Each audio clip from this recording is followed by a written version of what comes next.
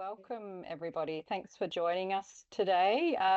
My name's Renee Larson. I'm the National Decommissioning Research Initiative Program Director. I'm very excited to be hosting today's session with colleagues Darren Koppel and Tom Cresswell here. We're going to be exploring a new NDRI commissioned framework developed in collaboration with the Australian Institute of Marine Science and the Australian Nuclear Science Technology Organisation for assessing potential risks associated with NORM and mercury in decommissioning offshore infrastructure. So yeah, it is my pleasure to welcome you all today. Thanks so much for giving up your time to join us. In terms of background for those who are not familiar with the National Decommissioning Research Initiative, or also known as NDRI, we're a collaborative research initiative funded by the oil and gas industry and overseen by the Centre of Decommissioning Australia, or CODA, as well as an independent scientific advisory board and an industry committee for strategic direction. And the mission for NDRI is essentially to ensure sound decision making from an environmental perspective for offshore oil and gas decommissioning. So we're looking at filling knowledge gaps, particularly in the current phase 2 of the program for contaminants, which has been a big focus, and NORM, or naturally occurring radioactive material, and mercury has been a topic for our phase 2 of the program, which experts Darren and Tom have been leading this piece of work. So my role today essentially is just to introduce the topic, introduce our speakers, and I'll jump back in at the end for a Q&A session as well. So you're welcome to pop questions throughout the session in either the chat or the Q&A boxes that you will see at the top of the screen. And we'll do our best to get to as many of those questions as possible at the end of the session. So my pleasure to hand over now to Dr. Darren Koppel to kick off the presentation. Thanks very much. Thank you, Renee. Wonderful to see so many people here. And it's wonderful to be able to share the development of this risk assessment framework for decommissioning supported by NDRI. My name's Darren Koppel. I'm a research scientist at the Australian Institute of Marine Science. My background's environmental chemistry, and I've been working in the decommissioning space for the last 4 or 5 years, looking at some of the contaminant questions. Tom, would you like to introduce yourself? Yeah, thanks, Darren. Hi, everybody. I'm Dr. Tom Cresswell. I'm a research scientist in environmental toxicology and radioecology at ANSTO, and likewise been in this sector for about 5 or 6 years. So great to be with you all. Great. So let's kick off. So the agenda for today's webinar is on screen. We'll give you a bit of background to the development of this framework, including some information about NORM and mercury as contaminants, and then talk through the risk assessment framework itself, and dive into a bit of detail through one of our application examples that's documented in the framework. We'll then talk about some of the limitations and research gaps that still exist before taking any questions. So the reason we developed this framework is because there was a bit of a lack of understanding about the types of data that was needed to support risk assessments when assessing the risk of contaminants, and particularly the trickier ones, naturally occurring radioactive materials and mercury. But when looking at cases for decommissioning, regulators say that they can refer to industry standards, best practice guides, or published guidance. And that's what we were trying to develop, something that fits in that industry standard category. And our intent was to help clarify those data needs and try and bridge good science with the risk assessment process to help inform title holders with their assessment needs, but also developing their decommissioning cases or making decisions that are sound for the marine environment. Importantly, what we've developed is not regulatory guidance. It doesn't replace any formal guidance from regulators, and it's not endorsed by regulators, even though we had wonderful support from some of our Commonwealth regulators in developing the framework through an independent advisory group. So Tom at ANSTO and myself, we led the development of this framework.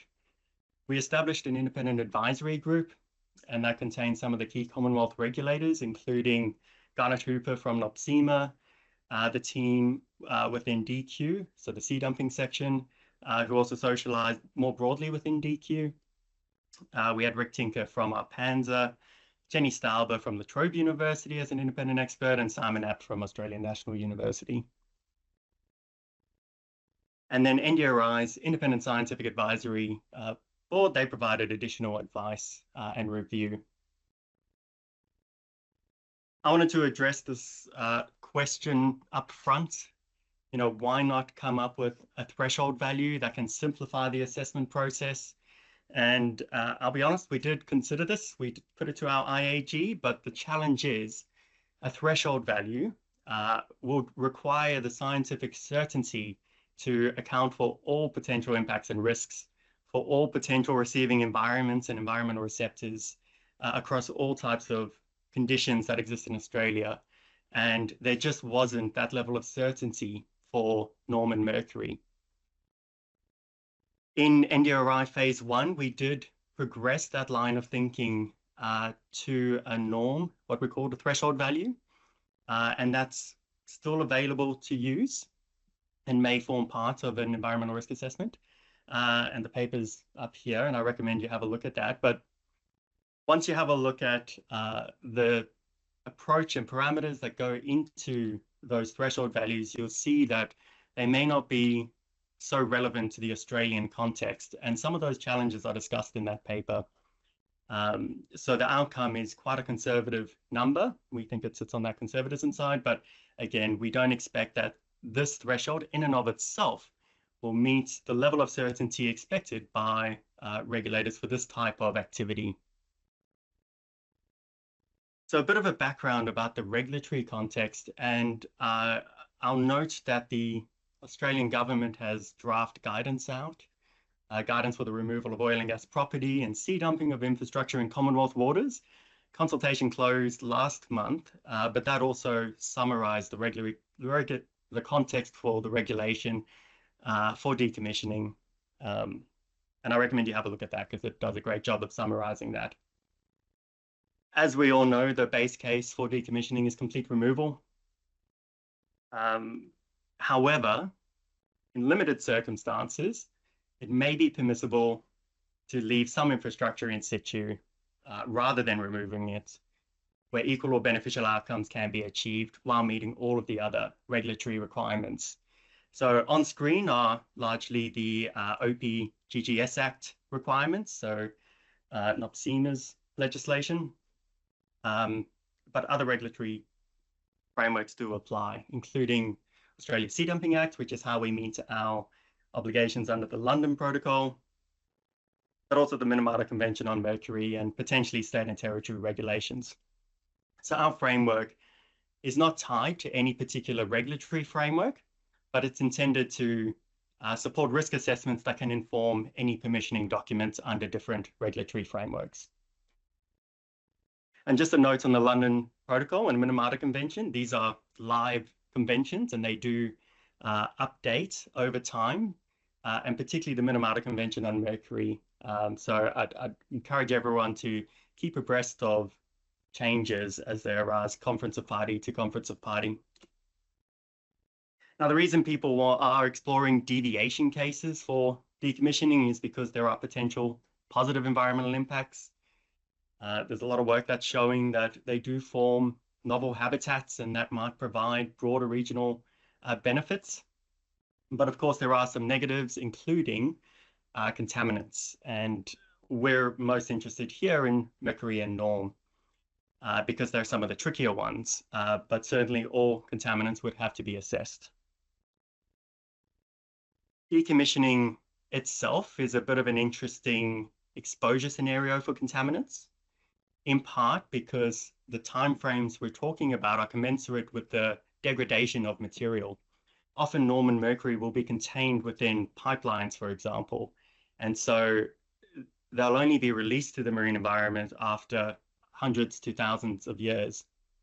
And so any impacts are going to be delayed. We don't have a contaminated environment where we can go and do studies and derive research and scientific certainty of impacts that way. So to some extent, we're doing studies now to try and crystal ball or predict into the future what some of those impacts will be. The future release of contaminants also limits the options for adaptive management. So anything that we leave behind today in situ, we have to have a pretty strong understanding of its risk because we can't necessarily rely on ongoing monitoring over hundreds of years, for example, to check and validate our assumptions of behavior and risk. We think from decommissioning that sediments will be the most impacted environmental receptor. And the challenge with the sediment compared to the aquatic environment is that there's a more limited understanding of long-term dispersion and mixing effects, particularly open ocean sediments, and a much more limited characterization of the benthic ecology, so some of these key receptors that might be impacted. Ultimately, we need to understand where things end up and whether they accumulate or not. And that's challenging over these timeframes. Decommissioning is also interesting from a contaminant mixture point of view. So there'll be not just norm or not just mercury. We expect there will be a range of contaminants, and it's the mixture of these contaminants that needs to be assessed. Additionally, there might be cumulative pressures over longer time periods, be they climate change related impacts, impacts from other infrastructure within the same receiving environment. So mercury, for example, the impact of one release might be minimal, but the impact of releases from multiple pieces of infrastructure might, as a cumulative, pose unacceptable levels of impacts. So these need to be better understood. So those are some of the different aspects of the decommissioning release scenario of contaminants. We'll do a quick deep dive into some of the aspects of norm and mercury that make them particularly challenging to risk assess. And I'll hand over to Tom now to lead us through that. Yeah, thanks, Darren. And as mentioned early on, this is really focused on norm and mercury. So we thought we'd give a little bit of a background as to what makes these particularly important. So there's been some contaminant inventories looking at that offshore infrastructure of around 6,000 kilometers of pipelines on the infographic that we've got here. Quite wide ranges of total inventory between 16 to 91 tons of mercury and between 200 and 1,600 tons of norm within those pipelines. You can see just from the range there that there's quite a bit of uncertainty already, and these are best guesses, but they're not trivial amounts of masses of those different contaminants. So that's why. And in the next few slides, we'll just talk about some of the specifics of both mercury and norm that increase the complexity. Thanks, Darren. So mercury is, some might know, exists in quite different species. So this chemical speciation that we'll touch on a few times is really important. We've got four different species here, ranging from mercury 0 in the center, which is just the mercury atom on its own. It then might form inorganic complexes with chlorine in the water to form mercury chloride on the right-hand side. Or on the left-hand side, it may even form organic complexes as methyl mercury. And that speciation of methyl mercury is really quite important when we're looking at uptake into biota and transfer through food webs up to human consumers and up to large marine mammals. And then down the bottom is a schematic of beta mercury sulfide, or metacinnabar, and this is the main form of inorganic mercury, one of the main forms of inorganic mercury that we are finding in some pipeline scales.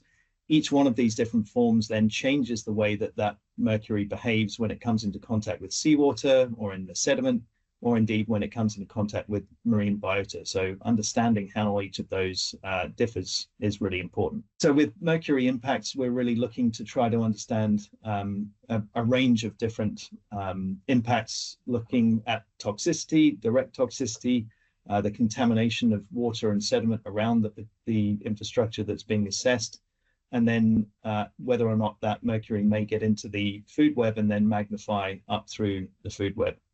And if you click through, thanks, Darren, this is quite a complicated process that's summarized somewhat in this schematic from one of Darren's papers, or from one of our papers, excuse me, where we'd look at, okay, what are the factors involved in pipeline corrosion? If there was residual mercury there, where may it be? What species might it be within that pipeline? Then once it gets into the benthic area, into the marine sediment, there are a range of biological and chemical processes that can change that form and that chemical speciation of mercury, which then change the potential for removal from the sediment up into the seawater, and then uptake into different organisms, causing either potential toxicity or biomagnification. So just going from a straight, I guess going back to Darren's point about a threshold value, a straight 1 mercury number isn't good enough. We need to understand the whole concentrations of different species and their transformations within the marine environment.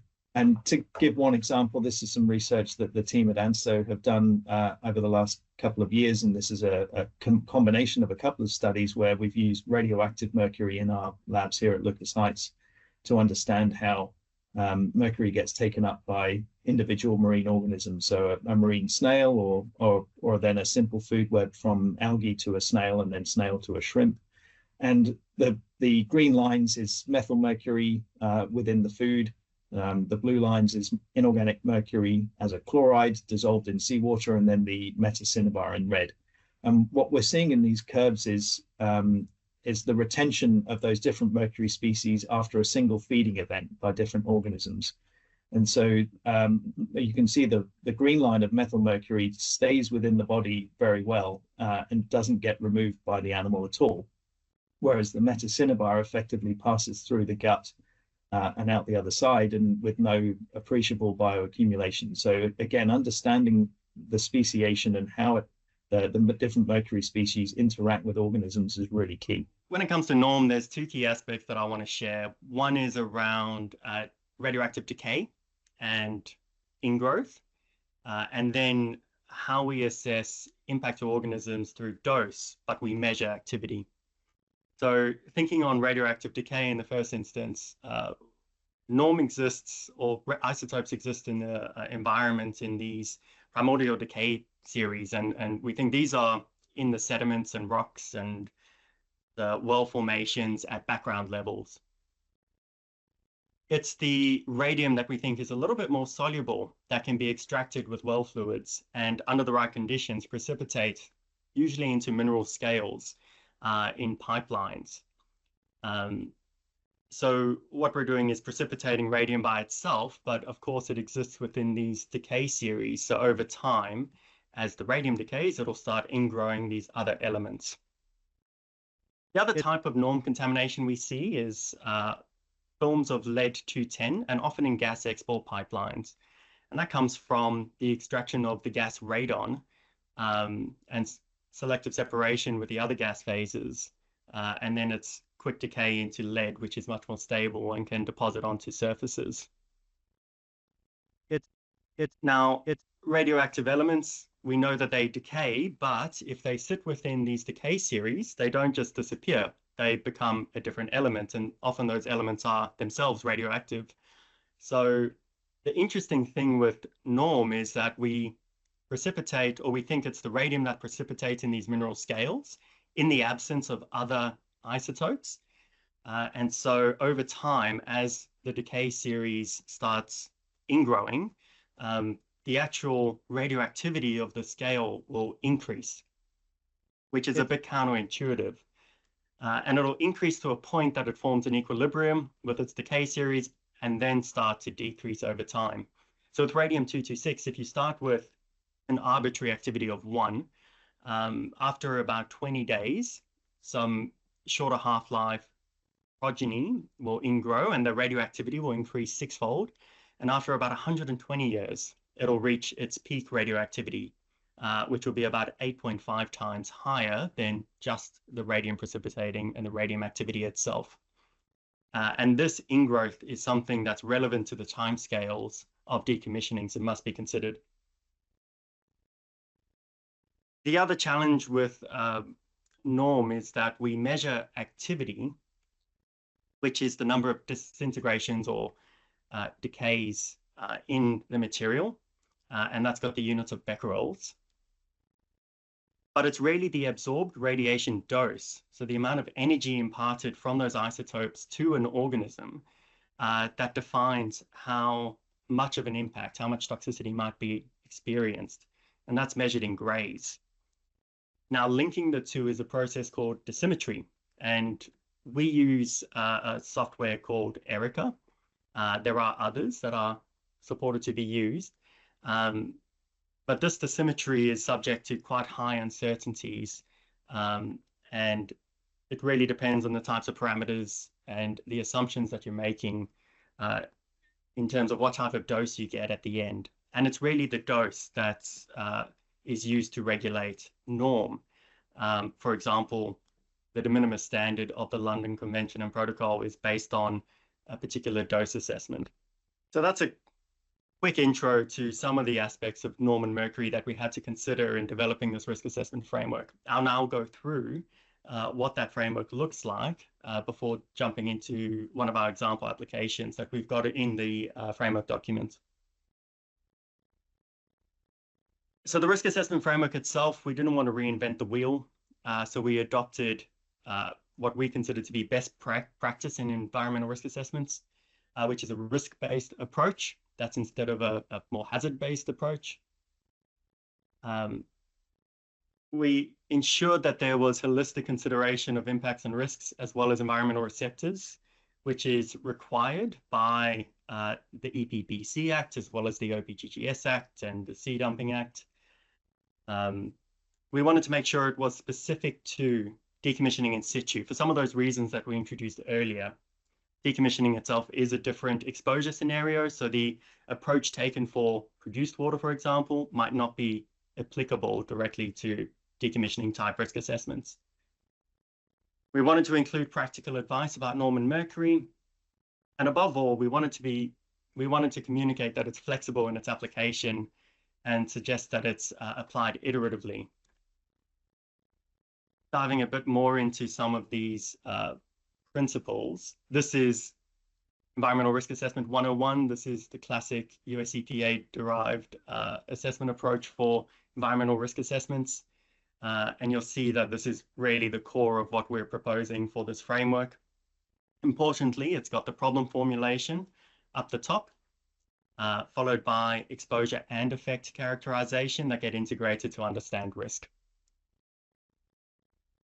In terms of a holistic understanding of impacts and receptors, this is the definition of environment as it appears in the EPBC Act as well as the OPGGS Act. So it is quite inclusive of not just organisms and sediments, but also qualities and characteristics and people's socioeconomic use and value of the environment. And the other aspect are the principles of ecological sustainable development, which need to be considered in environmental risk assessments and planning for decommissioning. And so we wanted to try and ensure that these were encompassed within our risk assessment framework. So this is what it actually looks like. As I mentioned, we've got the key steps of an environmental risk assessment: our problem formulation, exposure and effects characterization, and risk characterization. You'll see arrows flying everywhere. That's intended to promote an iteration application. So we don't just want it to be a linear path, a series of checkboxes that get ticked off. We want it to be applied, thought through, gaps identified, reapplied, refined to build the best assessment possible. Nestled within each of these steps are what we're calling critical elements, these rounded edged boxes. And these are the decommissioning specific information categories that we think need to be considered in some way to inform a risk assessment. Now, if you read what they actually are, I'm hoping you see that they are reflective of existing requirements for any oil and gas activity, as well as existing requirements for decommissioning specific activities. So they might be content requirements for an EP or a sea dumping permit, and hopefully they're not too unknown to people who do these types of assessments routinely. We've also thrown in what we consider to be best practice. around conceptual model development and uncertainty assessments. And we'll go through the reasons for those a bit later. Informing each of those critical elements are what we're calling indicators. So this is practical guidance documented in one-page documents in the annex of our framework that can provide information for each of those critical elements. And Tom's got an example here. Yeah, thanks, Darren. So as mentioned, each one of those critical elements has a series of 3 or more indicators where we're saying these are the different lines of evidence to be able to collect. And so midway through developing the framework, we then thought, well, it's important to then have some guidance as a single page to work out, well, what are the kind of things that I need to do to get that line of evidence? So we have pieces like the indicator requirement that talks about, is this data collected from samples? Is this modeling? Is this going into literature to work out what's been done before? Specifics on that indicator. So in this case, this is about contaminant characterization. And so we've tried to summarize in a very high level the importance of, okay, if we're looking at norms, for example, it shouldn't just be total contained radioactivity. It's about understanding the individual radionuclides and their activity concentrations. For things like mercury, a big emphasis on understanding speciation, even in that solid phase speciation as well. Is it a mercury chloride? Is it elemental mercury? What is it metacinnabar? Those sorts of things. And I guess critically as well, the quality assurance and quality control associated with each indicator. So providing that high level advice about improving the robustness of the data that goes into each of these indicators. So what are the analytical requirements? What are the replicate analyses requirements, or for more practical things like going out into the field, how many times should you be doing this in order to make sure that the data is sufficiently robust and defensible? So just thinking about some of those key elements that we've introduced that might be a bit more unfamiliar for typical offshore oil and gas environmental risk assessments, one of which is conceptual models. This is pretty standard practice in contaminated land type assessments, so contaminated type models. And we think it's very useful because it ensures that any assumptions that are made about the risk assessment are put down quite logically. It helps organize information logically, and I believe it supports risk communication, so either to stakeholders, rights holders, but also to regulators. There are many types of conceptual models. They're all, suitable depending on your needs. This is a more process-based conceptual model, but others exist that could be applied. There's some good guidance on the Water Quality Guideline website around the application of conceptual models. One thing I think is quite useful is once you've put your thoughts down and developed a conceptual model, you can start looking at these types of cause-effect pathways. And these are really useful, I think, in terms of building impact hypotheses that can be tested throughout the risk assessment process. The framework's really about trying to help proponents develop an understanding of the risk to make a defensible and robust argument about the risk conclusions that are made. And we think this is just a very useful way of organizing information to make that case. Another aspect that we're introducing is weight of evidence. And there's a lot of good documents from the US EPA around ways to apply a weight of evidence and some formal approaches that could be taken. At its simplest form, all we're saying is that instead of relying on one bit of information to answer sometimes quite difficult questions, rely on multiple lines of evidence that gets brought together to give a broader, more holistic understanding of potential impacts. And the idea is that the strength of the assessment will be improved using multiple bits of evidence. And this is just an example of the types of lines of evidence or indicators that can be used to support this type of question. We've also focused on uncertainty in our risk assessment framework. The idea is that there's a need to be transparent about how conclusions were reached in order to ensure that the conclusions themselves are defensible and robust and based on science. Sufficient. What I've written here, it's pretty self-evident, I hope, but I think there's a bit of a fear of embracing or showing uncertainty in an assessment.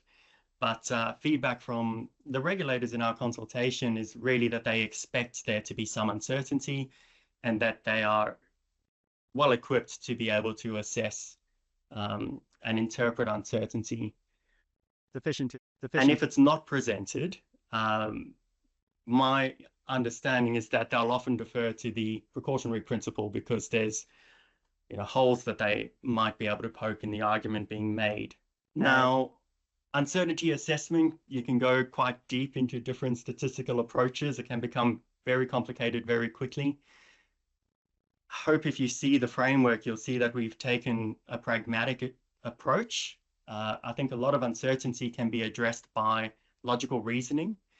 And so what we're proposing is that uncertainties are listed, so they're made transparent, but then they're considered against their materiality and relevance, followed by their consequence to the risk conclusions. And then if required, more detailed approaches like Bayesian statistical methods can be taken to better quantify what those uncertainties are and how exactly they impact, or the extent to which they impact the risk conclusions. So hopefully that's a compromise of not requiring every uncertainty to need complex statistical modeling, but still allowing a risk assessment to be transparent and defensible. So that was a very high-level approach to some of those concepts and the framework itself. We're going to dive a little bit deeper into the framework through one of the example applications. So in the risk assessment framework document, we've pulled together two quite simplistic but very high-level examples of its application. And what we're going to step through, again at a high level, is one about the norm-contaminated flow line. So the scenario is we've got a section of a pipeline that contains some norm scale, and the contaminant inventory has been quantified. And when we talk about the critical element that is contaminant inventory, we are specifically suggesting that both or all of the speciation, concentration, and mass are estimated. So it's not just about understanding concentration, it's really understanding the form that it exists and the total amount of it. And in this example, norm scale with a maximum of 3 becquerels per gram and a mean of 0.6 becquerels per gram of radium-226 with some radium-228. Now, our critical element that's focused on defining the goals of the assessment, it's really about stating what's being protected. So what are the environmental values and attributes that are considered in this risk assessment? And we think that should reflect the understanding and consultation outcomes with stakeholder and rights holders and their values of the environment. So thinking back to the broad definition of environment in the EPBC Act. Now, we've come up with some generic management goals. I know the language that we're using here, it's not OPGGS Act specific. So these might best reflect EPOs, but we didn't want to tie ourselves to any particular regulatory framework or permissioning document. So we've adopted mostly the language of the Water Quality Management Framework. The critical element assessing ecosystem vulnerability, that's taking a step beyond just describing the existing environment. It's really about understanding factors that can modify risk. And that can go in both directions. So for example, if there are sensitive life stages of organisms that might increase the potential risk of certain contaminants, but potentially there could be environmental factors that decrease the sensitivity of an environment to contaminant impact. So high sedimentation rates that promote burial and immobility of contaminants, for example. So ecosystem vulnerability, very tied to describing the existing environment, but goes that step beyond just describing what is there.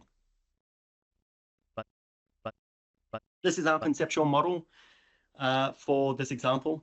Again, organizing information and helping to identify exposure pathways and indicators that could be assessed for the risk assessment.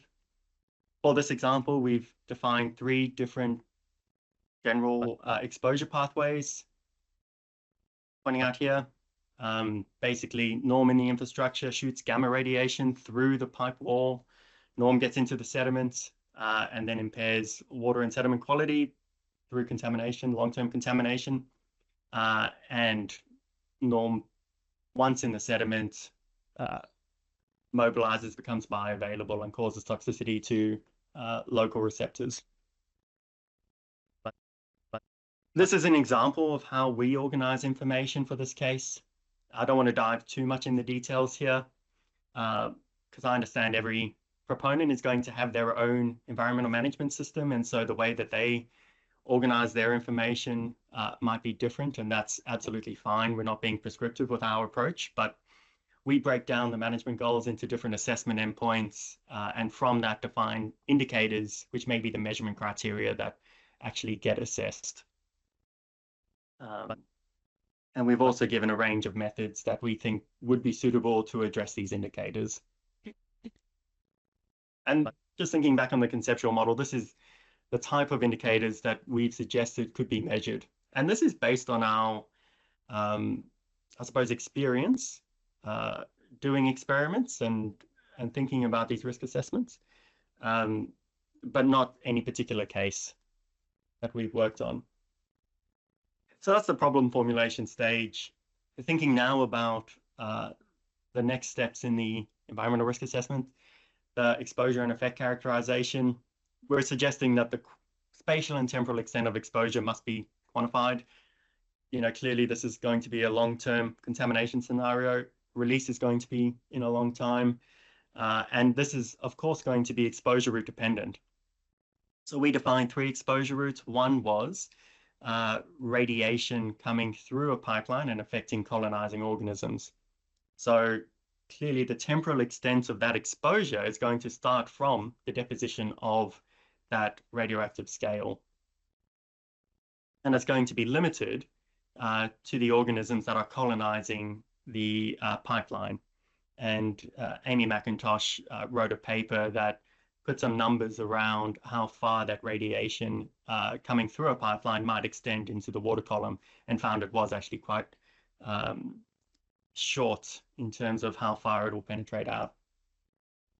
But for the other exposure routes, obviously the spatial extent will be dependent on their mixing and deposition in sediments and dispersion. And in terms of the temporal aspect, it'll be from the point of corrosive breakthrough and release. So a lot of uncertainties around that. But thinking about the ingrowth and decay of NORM, this is an example of what I was talking about earlier. So for this example, if we start with just radium-226 in gray and radium-228 in blue, noting that they're from different decay series, as they decay over time, noting the log scale, their progeny will ingrow. And this is how their activity changes over time. This is all very much based on physical properties, so it's very modelable, it's very predictable. Stepping forward to other critical elements, define the nature of exposure to the receptors. This is a step that's really focused on describing what individual receptors are going to be exposed to. And by nature, we mean not just concentration, but also potentially speciation. So it's doing that deeper dive if required. Here we speak to potential dissolution of scales in sediments, and we note that polonium is a bit more soluble than some of those other isotopes. So we expect that there may be a pore water exposure route as polonium leaches from scales into pore waters, and in fauna might be more exposed. And in this example, we've defined a mesocosm experiment that specifically tests for that. And we use those outcomes to update dosimetry modeling to describe exposure and resulting dose rates. So that's what we mean by nature of exposure to the receptors. In practice, it'll be done, I expect, concurrently to understanding spatial and temporal extents of exposure, but we think it's important that it was separated because of the challenges with speciation of different contaminants, as well as the ingrowth and decay of norm. This is the last step of the exposure and effect characterization step, where you quantify the exposure and effect relationships.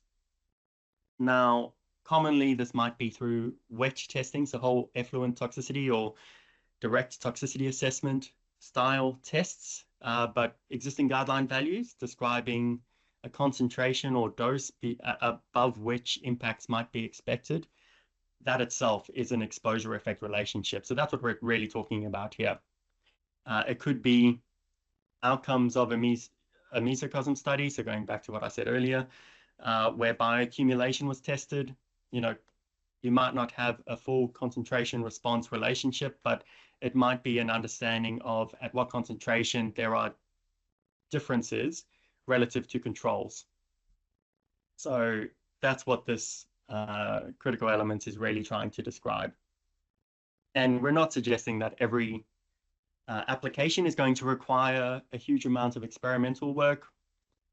We definitely recommend looking through existing guideline values, existing literature, and studies in the first instance. So in the previous steps, we've defined what sort of concentrations, what sort of speciation of contaminants are going to be exposed to different receptors. And we've built an understanding of the relationship between exposure and effect. And where we bring them together is in the risk estimation stage. So the easiest, I suppose, approach of doing that is comparing predicted environmental concentrations to a predicted no effect concentration. That's the single guideline value approach. That's very relevant. But that might be one line of evidence. Other lines of evidence may be looking at toxicity impacts from direct toxicity assessments or bioaccumulation or community change for microbial communities. We're not suggesting that everything needs to be quantitative. Things can be more qualitative or semi-quantitative. It really just depends on the indicator selected. This critical element, the uncertainty assessment, it sits within the risk characterization stage. Again, hopefully you see that we've taken a pragmatic approach. In the document, we've got a table where we do list material and relevant sources of uncertainty and go through what we think the consequence of each of those is to the outcomes. Just as an example, thinking about this exposure pathway, we recognize that there might be high uncertainty around corrosive breakthrough and corrosion rates and degradation rates of infrastructure. But if you design your assessment around maybe using a conservative assumption, so the highest norm concentration for dose assessments, then it doesn't really matter what the release rate is. And so you can judge that particular uncertainty to be not material to the outcome, which is understanding potential risk. I think these types of conservative assumptions built into the risk assessment process are going to be pretty important for decommissioning cases where there is a lot of uncertainty about the future release and the future impact of the scenario. But that's just one example of approaches. Again, quantitative Bayesian style modeling might be necessary for some aspects to really build confidence or credible intervals around uncertainty estimates to provide the level of certainty that's required. This is our last critical element.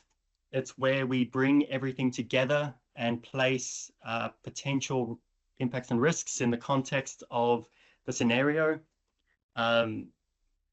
We expect that any activity is going to have some level of impact, negative impact. So, I think that's not unexpected for the regulators. I wouldn't shy away from that. It's really the total understanding of those impacts and risks. And in our example, we try to be realistic about what that actually looks like. We can't rule out risks entirely, but we can provide bounds around what they are likely to look like. In this table, which is an excerpt from the document, you can see some of our lines of evidence and how that was integrated into a weight of evidence approach. That's very much a descriptive, narrative, qualitative approach. Again, there's resources included that might be useful if you're thinking of more structured approaches to a weight of evidence assessment, if required. I think now, for the most part, our environmental management framework in Australia is very outcomes-based. So it's incumbent on the title holders to define an acceptable level of impact and then make the case that their activities will meet that level of impact. But there are a number of prescriptive requirements for Norm and Mercury that must be met as well. So the London Protocol defines that anything more than de minimis levels of radioactivity can't be dumped. So that's a prescriptive requirement. And the IAEA defines what de minimis is for the London Protocol. So there's a document, I've linked it down the bottom there, that goes through that assessment approach. And I've taken out some of those key points here. And for the environment, it's really looking at the lower bound of a DCRL, as well as all of the other potential impacts to human safety. So that's our interpretation of it. And the dose modeling that's used to understand risk, it's the same dose modeling that can be used to infer whether de minimis levels of radiation are met. And the other prescriptive requirement for norm is this definition of 35 becquerels per gram. So it's quite an interesting one because it's written into this Environmental Protection Sea Dumping Act as a definition. So radioactivity is defined as 35 becquerels per gram. It's not exactly clear what that means because it's not defined to any greater extent. So we don't know if that's becquerels per gram head of chain or of a particular isotope or sum of all isotopes. But what we've recommended is taking an approach consistent with the National Assessment Guidelines for Dredging, which is considering 35 becquerels per gram as the sum of gross alpha and beta radiation, noting that you'd probably want to take into account ingrowth and decay.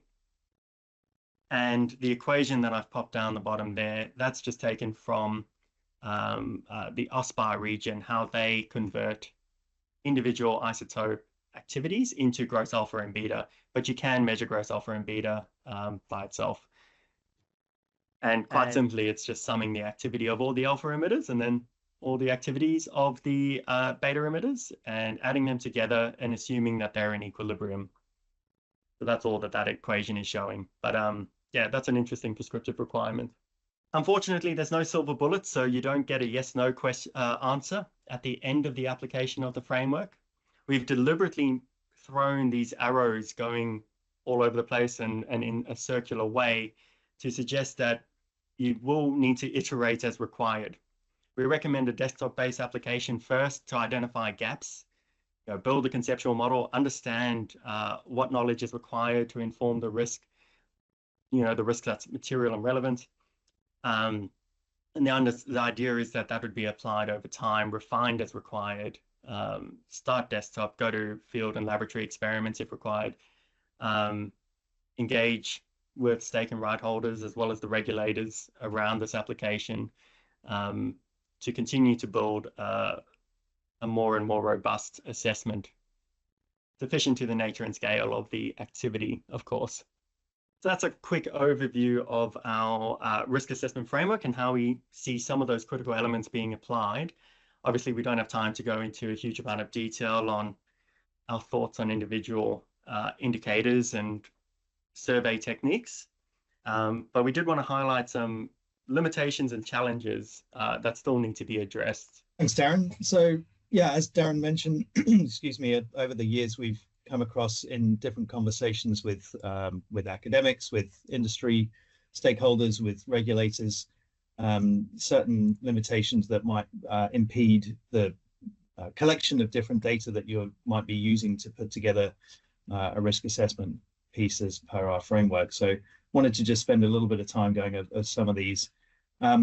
Specifically, I guess the issues around collecting data from field. So for example, a piece of infrastructure has been lifted onto a vessel and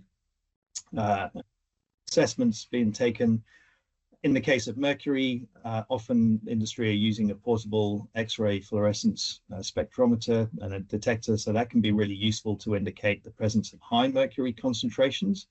But in our experience and in consultation with other colleagues around the world and on doing really quantitative assessments, they're not going to provide accurate mercury concentration and certainly not tell you about the speciation, so that chemical form. And these two things really require lab analyses. So in terms of working out whether or not, if there is mercury contamination, if it's below a free release threshold, for example, we certainly steer clear of using those sorts of detectors or effectively not been made aware at the moment of any field-based instrumentation that can do that. Similarly with norms, there are portable detection equipment, and they can again be really useful to identify hotspots, but we just caution on, again, trying to work out what the total activity concentration might be due to low energy beta radionuclides, or certainly alpha radionuclides are going to be very difficult, if at all possible, to be detected by field portable equipment. As well, I guess just looking at understanding that accurate quantification of both mercury and norm require standards. Any sort of analysis requires the use of standards, and these aren't generally available for the specific mercury that's associated with the particular steel that's being used, especially if you're looking at something like a curved piece of steel pipeline. And so it then becomes, as I mentioned earlier, tricky to look at the results of a field-determined analysis to levels of whether or not something's contaminated or if it meets a free release threshold. So just something to be aware of. The other point that we wanted to raise is that we've had experience with issues around mercury results from samples that we've sent off to other labs and NATA accredited labs here within Australia. So just highlighting the importance of really good analytical quality assurance and quality control reporting, and that lab and that you have that understanding, or somebody within the team has the understanding of that good QA/QC, recovery of certified reference materials where applicable, and I guess this goes down to engaging the appropriate analytical expertise where possible. The numbers are really crucial to put in as part of these lines of evidence, and so ensuring that we get really good and robust and reliable data is really key. One of the other challenges is around norm assessments, and as Darren mentioned earlier, one of the keys is to try to convert the activity concentration of a different radionuclide into dose rate, and then relating that dose rate to prescriptive requirements of maybe 10 or 40 micrograys per hour to those organisms. I've got an excerpt here of a commonly used dose assessment tool, the ERICA assessment tool version 2.0, where one can enter in concentrations of different radionuclides in water and in sediment, and then the tool estimates from a library of predefined values then the amount of radiation or of that radionuclide that's within the organism. One of these key parameters is the concentration ratio. And if you can see there, anywhere where there's a blue box of these model marine organisms means that value is just not there available within the database that this tool uses, nor is it there within the literature. So often we're having to take, for example, for reptiles, for turtles, a whole different, you'd have to use a fish concentration ratio, for example, for lead. And so it's then thinking about what the uncertainty does that bring into the calculated or estimated dose rate that we get. So we're really requiring more robust data on that, and getting information is very tricky for that, but that's certainly an avenue that we're pursuing. As well, looking at that dose risk relationship. So thinking about the 10 micrograys per hour and what that actually means in terms of impacts to population level effects to Australian marine organisms. And so we're certainly calling for more robust data on that and are pursuing that at the moment in our respective institutions. And just as an example of what that looks like, this is an experiment that ANSTO and AIMS conducted last year, where we actually took radioactive scale, amended it to sediments, and had a look at the bioaccumulation and response to different marine organisms, as well as the microbial community. So this is understanding behavior in marine environments, as well as updating some of those parameters to be more specific, not just to Australian marine organisms, but for the types of contaminants that we know form in oil and gas systems. And some of the other research that we've had conducted as part of the team have been through support by NDRI. And for example, Alex Bastic, who is here on the screen, she conducted her honours research with us last year at Lucas Heights in collaboration with AIMS, but where she exposed a tropical marine algae to differing dose rates from a sealed source of cesium-137, and effectively found that there was no effect on growth rate of these microalgae to the highest dose rate of 8,000 micrograys per hour. Remembering that those prescriptive numbers are 10 and 40 micrograys per hour. And so we're saying that for this particular species in this exposure scenario, we didn't see anything for orders of magnitude above that. So we're really trying to do a lot more work in this space to understand that dose, radiological dose, and then biological effect relationship. There's a link there to the paper that's just been published on this bit of work. And Alex is continuing on with us again with some support from NDRI to do her PhD, where we're looking at doing this type of experiment over a range of different key marine organisms to, again, further refine what does the radiation dose mean to marine organisms and the effects.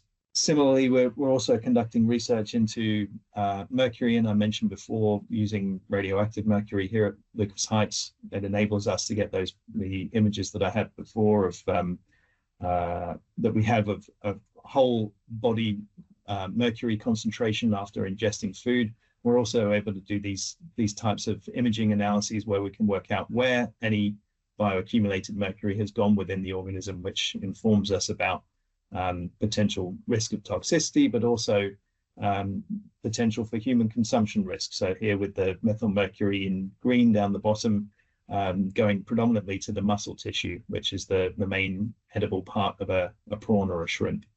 So really trying to build this better understanding about how mercury in different species that we're commonly finding within oil and gas systems behaves in the environment and then potentially is taken up into marine organisms. One of the other aspects to this as well then is, well, if we've got something like metacinnabar, this mercury sulfide, where we're finding that it really has a very limited solubility in seawater, we want to then understand, will that mercury sulfide transform in the sediment if it's there for several decades and under the right conditions? Is there potential for it to either dissolve and come out of the sediment or to methylate with particular microbes within the sediment forming methyl mercury?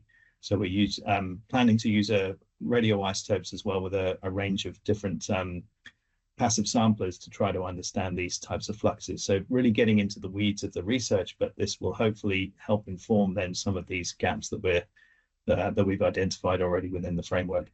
Just another gap that we've identified, we really don't know how much mercury can be added to a food web. So thinking more about regional scale releases or cumulative releases before we start to see impacts within that food web. So for example, fish tissue concentrations of mercury. And the way we've started to address that is by trying to characterize baseline levels of mercury in Australian fish from these oil and gas basins, offshore basins. So this is Holly, who also completed their honours research with AIMS and ANSTO last year, supported by NDRI. They started that process using existing fish that we had caught. We also want to take that information and start developing mercury biomagnification models So AIMS is adapting existing fisheries-based models, mass balance models, that happen to cover some of our offshore oil and gas basins, and trying to add components that can look at mercury biomagnification. And that'll help us better understand the sensitivity of those basins on a regional scale, looking at cumulative releases to additional mercury inputs. So that's the end of our presentation. I know we've spoken through quite a bit of detail. Our risk assessment framework, it is very detailed. There are lots of steps. I hope, though, that we've shown that it's flexible to the nature and scale. It can be applied desktop-based first. And our expectation is that as research continues to be conducted and is published, the framework is likely to become simpler and simpler to apply, because a lot of the needed information will already be published and can be adopted into different risk assessments. So I suppose that's a plug for the research that we're doing, and keep an eye on literature, because we've got papers coming out shortly.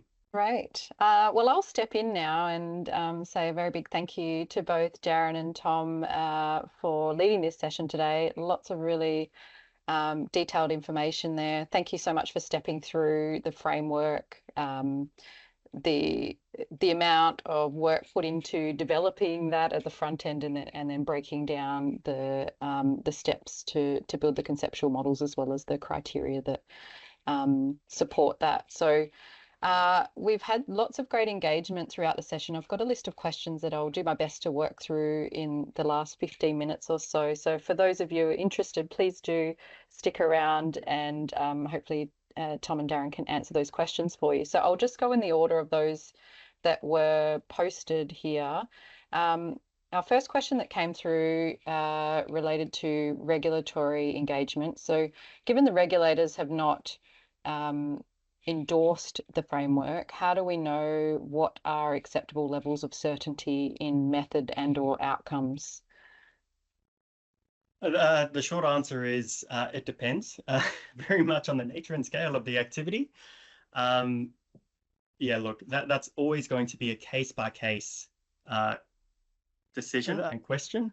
The framework that we developed, we engaged closely with those key Commonwealth regulators, and we're not looking to step on the regulatory toes. We're not trying to replace their processes. So what we were trying to do is ensure that our framework was consistent with their expectations for their regulatory processes. And that's sort of the level of understanding that we had for their engagement. But of course, we can't cater to every single potential decommissioning risk assessment. And so that's where consultation and an iterative application, until there is that level of certainty that the proponent is happy to take as a case in their permissioning documents, is required. Great, thank you for answering that, Darren. I'll move on to the next one. Are the impacts on marine life risk assessments based on linear no threshold models for non-human biota? And if yes, how conservative would you suggest that makes the risk assessment? Yeah, it's a great question, Dean. Thanks for asking that. I'm going to say I don't believe that they are, but I'm happy to be wrong on that one. I guess one of the things that that we're aware of is that the 10 micrograde per hour threshold is constructed from a species sensitivity distribution coming from the literature, where there was a whole range of different experiments conducted over many years, and many years ago, that was looking at what the biological response is to differing radiation doses. That species sensitivity distribution for the 10 microgrades per hour includes only 7% of it, or 6% of the organisms are actually marine in there. So we know that marine organisms are very underrepresented. We have the ICRP values, but I would say that the certainly the 10 and the 40 micrograde per hour are conservative by nature, and I think that was how they were designed. And I guess this is part of what's leading our research, is to try to understand, are they overly conservative? Are Australian marine organisms specifically more tolerant to higher doses of chronic radiation? And if so, what are those levels, and how would they need to be defined? Great, thank you. Our next question is related to norm lab testing for sediments. Is this fairly widely commercially available? I feel like you might have answered this already in the presentation, the latter half. I mean, unfortunately, I don't think it's widely commercially available. I think so. There's only two ecotoxicology facilities that do commercial testing in Australia that I'm aware of. One on the East Coast, one on the West Coast. I'm sure if you have a conversation with them, they'll say that they can do it. There are obviously challenges around licensing requirements for handling radioactive materials. The experiment we did at AIMS was up at our Townsville site, so at the National Sea Simulator, so quite a high-tech aquaria facility that happens to have the license required to do to work with radiation.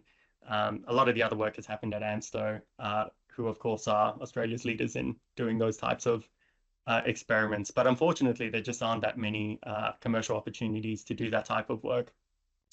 I don't know, Tom. Yeah, I guess if I might expand, I think that was really good thinking about ecotox type experiments with radioactive things. And if we're just looking to do lab testings for sediments or for material from scale, for example, there are a few more labs around the country, around Australia, who will do norms testing.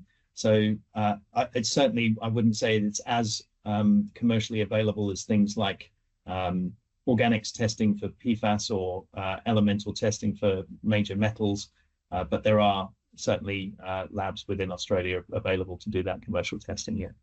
Great. Then moving on to the next one, how would you assess the cumulative impact on organisms of norm and mercury combined? That was coming from Sander, Darren, so happy for you to take that one. Yeah, look, there are approaches to understand mixture toxicity. Often it involves understanding individual toxicity, and then if that's enough, you can use statistical ways to sum in an additive assumption of toxicity, an additive model of toxicity. Yeah, ideally, you do that direct toxicity assessment where you're actually measuring what the response is to the mixture, and that would account for maybe any unknown contaminants, the speciation, as well as any mixture interactivity that could occur. So where there's more toxicity than you would expect from the sum of the components, or maybe the opposite, there's less toxicity from the sum. So I'd say direct toxicity assessments, but can be supported by toxicity modeling, just using chemistry. Thank you. Next, a question from Stuart. I will paraphrase this because we're running out of time. Why was mercury not presented as an example here and only norm? Time. Yeah, we did both examples in the documents, but in terms of stepping through the framework, diving into some of those critical elements, we had to choose one, and it was really just based on time. Great. Thanks. Next one from Robert. Any advice on the dangers of doing norm measurement in the field on damp pipe work due to shielding of alpha? I feel like that's a bit of a Dorothy Dixon question from Robert Blackley, who has done lots of these assessments out in the field. So I'll try and answer as best I can. I guess any time that we're doing any types of norm measurements, I would defer to get the experts involved because of the complexities around. Sometimes you can see the strong gammas coming through from norm, and therefore you'd be able to pick it up very robustly with a handheld monitor. But as soon as we start having betas and alphas involved, there should be there needs to be the expert judgment taken as to what may be there, so that there can be precautions taken for the right PPE, the right steps, the right bits of equipment as well to do the monitoring. But yeah, happy to discuss that further with you, Robert. Okay, we'll move on to a question from Renato. Looking for an opinion on the modelling tools available to understand toxicology in seawater.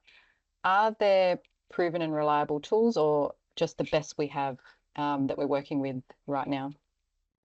Okay. So the classic approach in ecotoxicology is the dose response or concentration response relationship, and there's a range of statistical models that can describe that relationship. So that's my understanding of the modeling that can be used. We define those relationships in laboratory type experiments, and then we can use those relationships to predict toxicity for a given concentration or a predicted environmental concentration. So they're pretty well refined. AIMS has been leading the development of new types of metrics. So Rebecca Fisher at AIMS has been doing a lot of that work that could be used. So I'd say that they're pretty routinely used and accepted from an aquatic toxicology point of view. Thanks, Darren. We've got one final question in the chat here from Tiffany, who's got a question about whether any experimental work is being done on naturally occurring and naturally toxic marine organisms and uptake of contaminants, and they could effectively prevent bioaccumulation or provide a pathway for removal of some contaminants. Thanks, Darren. Great question. No idea. It's a pretty small field internationally, so I haven't heard of anything looking at that. We're looking at the bioaccumulation question quite closely, and that's through our mesocosm style experiments where we're adding radioactive materials or mercury to sediments and then looking at what ends up in organisms. But that's more for understanding that direct transfer to inform modeling, dosimetry modeling, for example. Yeah, looking at the broader environmental remediation type applications, it's a bit outside of the scope. I think that might be relevant to tidal surrender requirements where there is existing contamination, maybe from produced water discharge.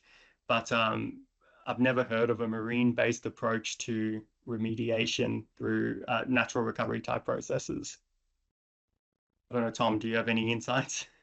No, I think it's a great question. I've been pondering as you've been speaking there, Darren, and I wonder if this was partly in relation to the harmful algal bloom that's going on off the South Australian coast at the moment and the algal toxins, and whether or not those sorts of interactions then impacted the ability for NORM to be bioaccumulated and therefore cause issues. I think it would be a great line of research to be looking into that. I'd imagine, though, that the effects of certainly the immediate effects of the algal toxin being around are going to be the far greater concern. But yeah, great question. Well, thanks very much for your answers as well. I think we'll wrap up the session now. It's been a really informative session. Thanks very much for those who have interacted and provided questions as well. We will send out a follow-up email and a link to the recorded session if you're interested in hearing or looking back at some of the content. So thanks very much for joining us today. It's been a pleasure, and a big thank you again to Tom and Darren for their time and delivering the framework.